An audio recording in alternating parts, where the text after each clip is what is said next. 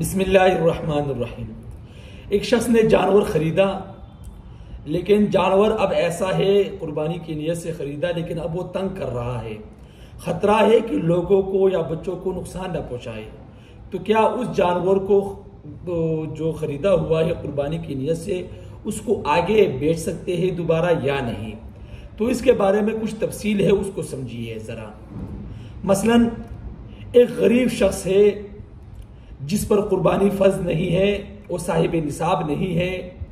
اگر ایسے شخص نے جانور خریدا، اب وہ جانور تنگ کر رہا ہے، نقصان پہنچا رہا ہے، جو بھی کر رہا ہے، لیکن غریب شخص نے قربانی کی نیت سے خریدا جانور کو، جو کہ صاحب نصاب بھی نہیں ہے، اس پر قربانی کرنا فرض بھی نہیں تھا، تو اب ایسا شخص جو ہے وہ اس جانور کو بیچ نہیں سکتا آگے۔ اب ایسا شخص جو ہے وہ آگے جانور کو بیچ نہیں سکتا، چاہے وہ جانور کچھ بھی کرتا ہو۔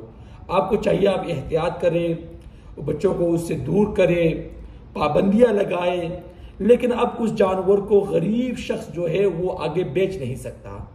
یہ تو غریب شخص کے متعلق تفصیل ہے۔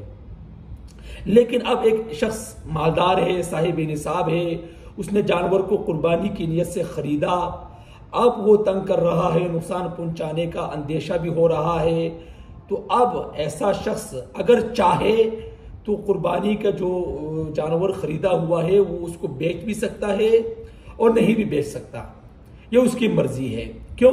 جب غریب شخص جس پر قربانی فرض نہیں ہے، واجب نہیں ہے، وہ جب جانور کو خریدتا ہے تو اس کی مثال نظر کسی ہو جاتی ہے۔ مثلا اب اس نے نظر مان لی ہے اس جانور کی، تو اب اسی جانور کو قربان کرنا واجب ہے۔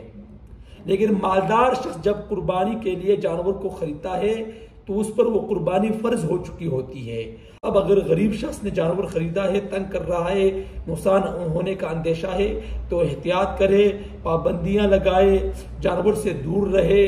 اب جب عید کا موقع آئے گا تو اس کو ذبح کر لے احتیاط کے ساتھ۔